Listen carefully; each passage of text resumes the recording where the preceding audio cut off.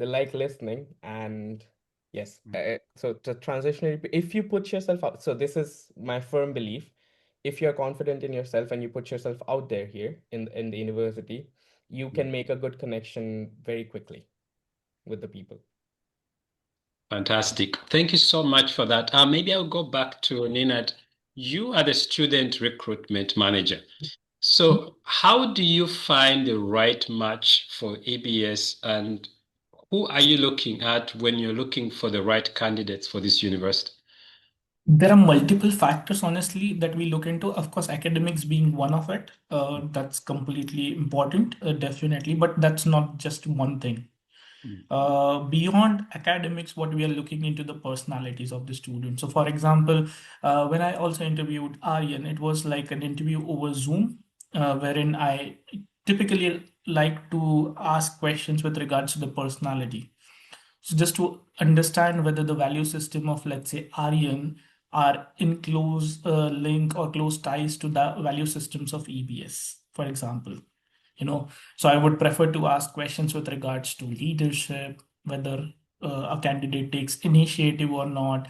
Why did they choose, let's say, to come and study at EBS, or all of a sudden why they want to go to a foreign land? These kind of questions certainly help us make a better assessment of the student in terms of their personality, because see, academics plays a vital role, but it plays a vital role in a completely different way than the personality. Mm. So I have seen a lot of very great academic sound students who are really very academically great, but when we were talking to them, they did not seem like a very good fit for EBS, or the other way around. Sometimes they had wonderful personalities while speaking, but then their grades don't reflect it at all. So we are finding a very soft spot somewhere wherein both academics as well as personality will play a huge role, because that's how eventually even the companies recruit these days. They don't want someone who is very unidimensional, but they typically want a multifaceted person as a part of their corporate structure somehow. Mm. Which is very important and brings me to the next question that you mentioned about Mhm. the the success that you have on the job market. 96% of the graduates within the first 3 months upon graduation being able to transition into employment.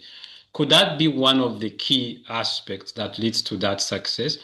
That you very meticulously choose students and also that you support them through the process? That is indeed one such thing which is important, definitely. Nothing to take away from the students or our career service team, but that's just one such aspect of it.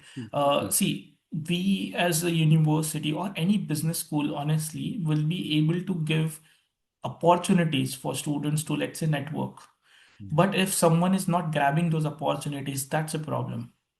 So that's why all of these assessment interviews, they play a huge role, because let's say if I'm asking 50 different corporate partners to be on campus, and if the student is someone who is reserved and not willing to take that initiative, I highly doubt that he or she would succeed until and unless there are external factors pushing him or her towards it.